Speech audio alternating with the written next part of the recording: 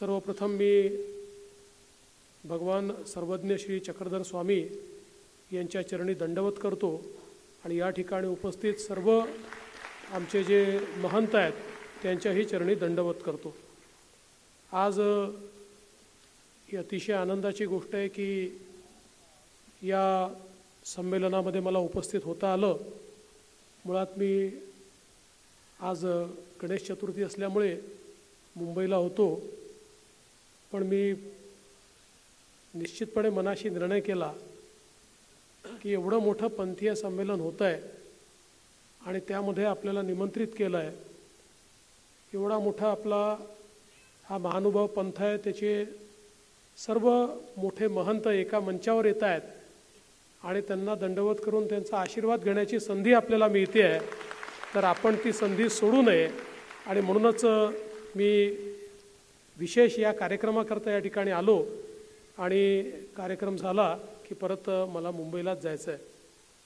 खरं म्हणजे आपल्या सगळ्यांना माहिती आहे की भगवान चक्रधर स्वामी यांचा जन्म तर गुजरातमध्ये झाला, पण त्यांचं जी कर्मभूमी होती ती महाराष्ट्र होती आणि या महाराष्ट्राच्या कर्मभूमीचा वापर करून या महानुभाव पंथाला जवळजवळ त्यांनी संपूर्ण भारतामध्ये आणि भारताबाहेर अफगाणिस्तानपर्यंत नेण्याचं काम हे त्यांच्या माध्यमातून त्या ठिकाणी झालं। आणि त्यांनी खऱ्या अर्थानं मराठीची जी सेवा केली, आज आपण महाराष्ट्रात राहतो, आपल्या सर्वांना मराठीचा अभिमान आहे, पण त्यांनी अतिशय सोपी व्याख्या आपल्या प्रदेशाची केली होती। जिथे जिथे मराठी बोलली जाते तो महाराष्ट्र प्रदेश, अशी व्याख्या त्यांच्या माध्यमातून त्यांनी केली। आणि ज्या प्रकारची ग्रंथसंपदा आज खऱ्या अर्थानं त्यांच्या माध्यमातून आणि पुढेही आमच्या महानुभाव पंथाने त्या ठिकाणी केली, ती खरोखर मला असं वाटतं की अतिशय अतुलनीय अशा प्रकारची आहे।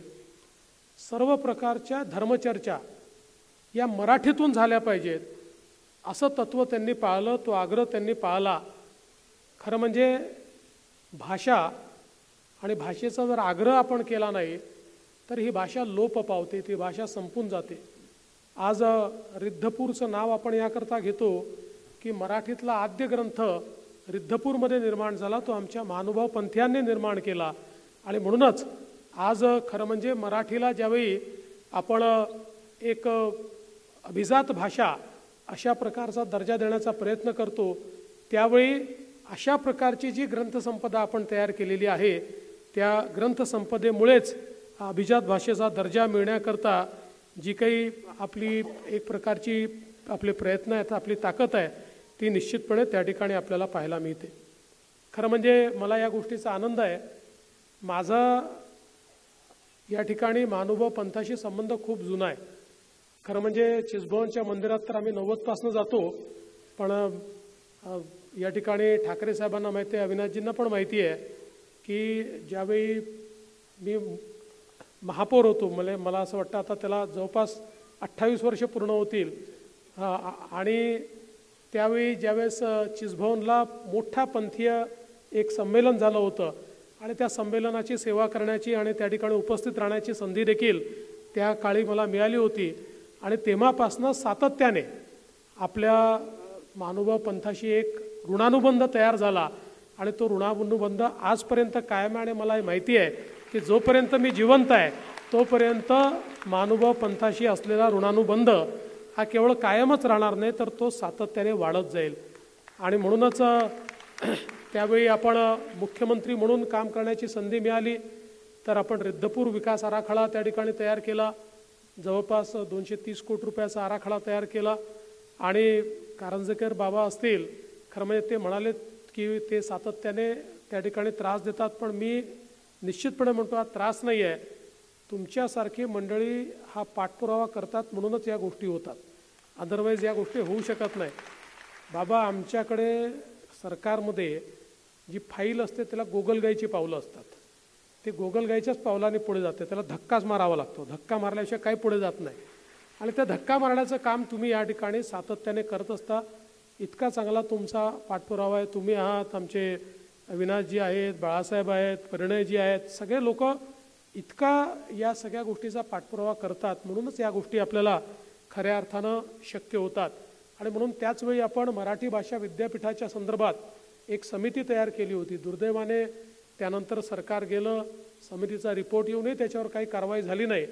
पण मला असं वाटतं की खऱ्या अर्थानं भगवान चक्रधर स्वामींचा आशीर्वाद या ठिकाणी मिळाला आणि पुन्हा सरकारमध्ये आलो. सरकारमध्ये आल्याबरोबर त्या समितीचा रिपोर्ट आपण पुन्हा कारवाईला घेतला आणि तो कारवाईला घेतल्यानंतर मला स्वतःला अर्थमंत्री म्हणून देखील काम करण्याची संधी मिळाली. त्या संधीचा फायदा घेत आपण त्या ठिकाणी आपल्या बजेटमध्ये विद्यापीठाची घोषणा देखील करून टाकली, त्या संदर्भातले GR देखील काढले.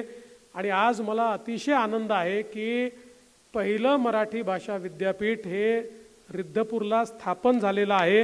कुलगुरू स्वतः या ठिकाणी उपस्थित आहेत. कुलगुरूंची नेमणूक झालेली आहे.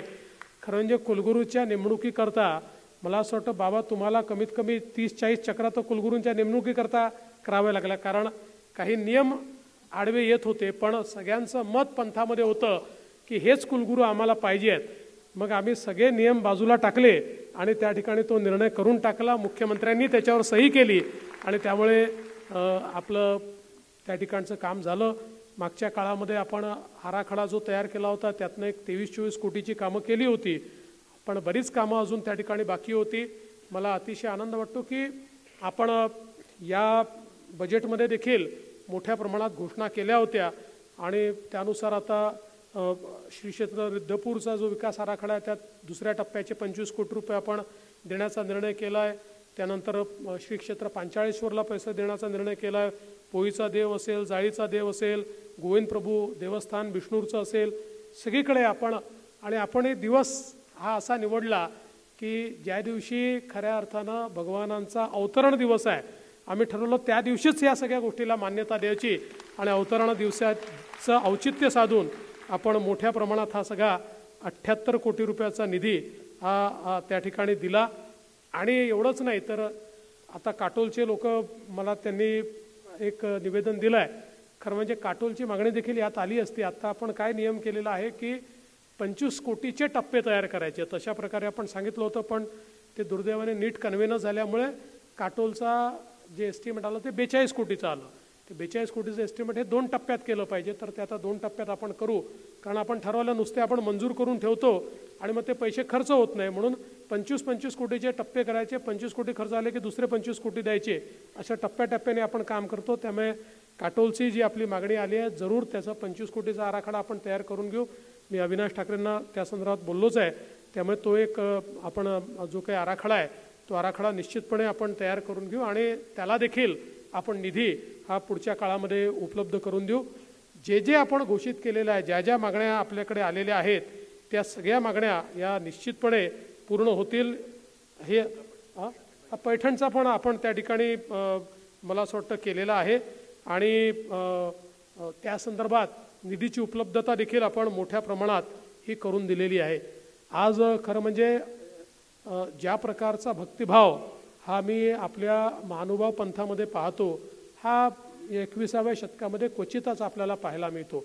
आणि म्हणूनच एकीकडे आपला विचार हा जिवंत ठेवण्याचं काम म्हणजे ज्या काळामध्ये मोठ्या प्रमाणात परकीय आक्रमण होत होतं, मुघलांचं आक्रमण होत होतं, त्याही काळामध्ये आपला पंथ, आपला धर्म, आपला विचार हा जिवंत ठेवण्याचं काम हे खऱ्या अर्थानं महानुभाव पंथांनी केलं.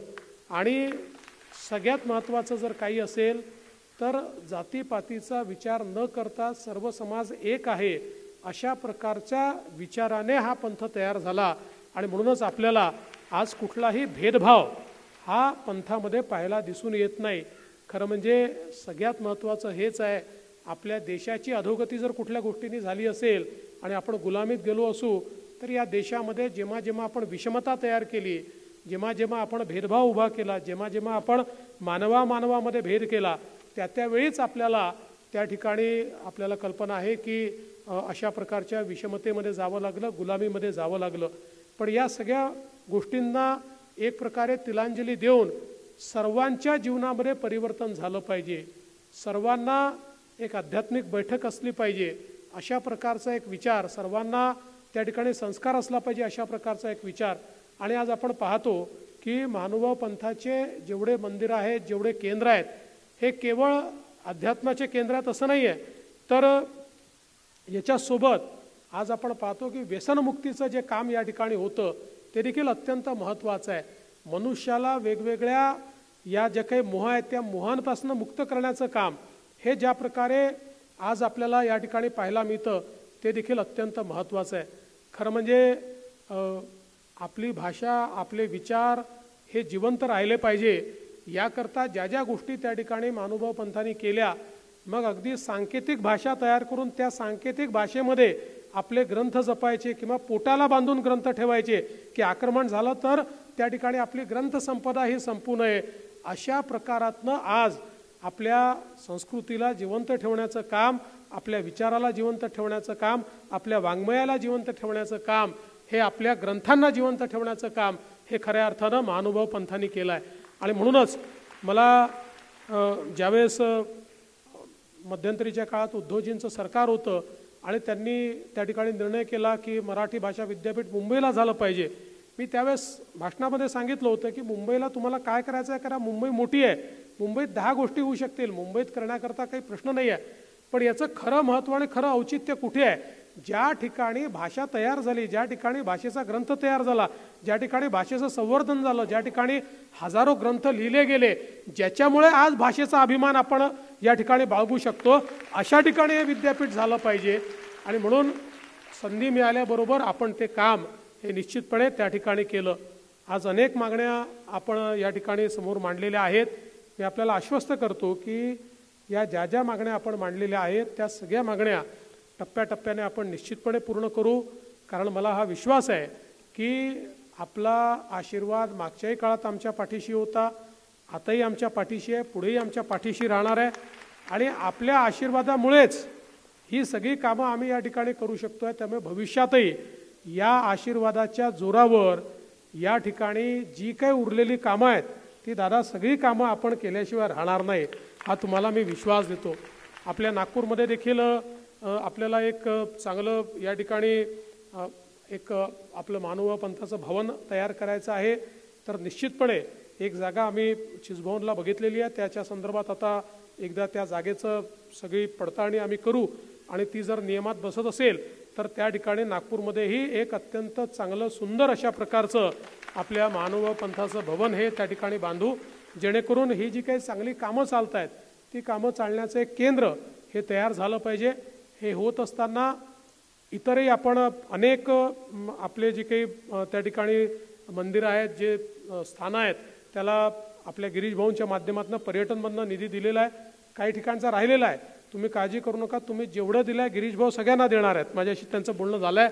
त्यामुळे सगळीकडे तो निधी आपण उपलब्ध करून देऊ. आम्हालाही असं वाटतं की 800 वर्ष आक्रमणातनं जी मंदिरं तुम्ही त्या ठिकाणी वाचवली, म्हणजे आज आपल्या पंथावर कमी आक्रमणं नाही झाली, इतकी आक्रमणं झाली, पण या सगळ्या आक्रमणांमध्ये आपण ही मंदिरं वाचवली, ही सगळी स्थानं वाचवली. आता त्याचं संवर्धन करणं याची जबाबदारी आमची आहे, ती सरकारची आहे. त्याच्यामुळे कुठेही सरकार याच्यामध्ये मागे पडणार नाही, हा मी विश्वास आपल्याला या निमित्ताने देतो.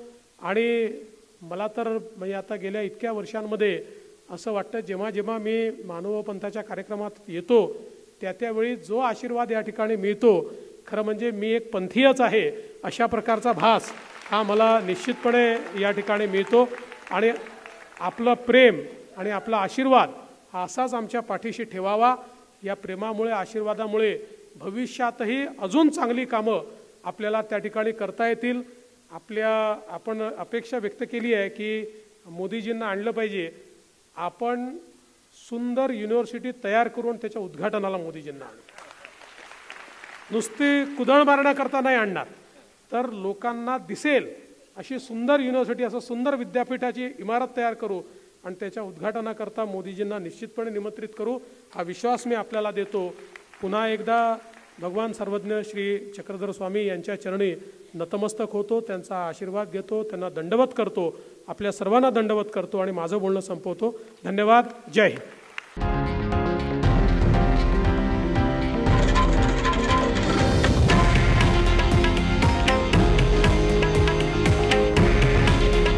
हे आहे देशातील नंबर 1 न्यूज नेटवर्क आणि आपण पाहत आहात TV9 मराठी. काळजी तुमची, हित महाराष्ट्राचं.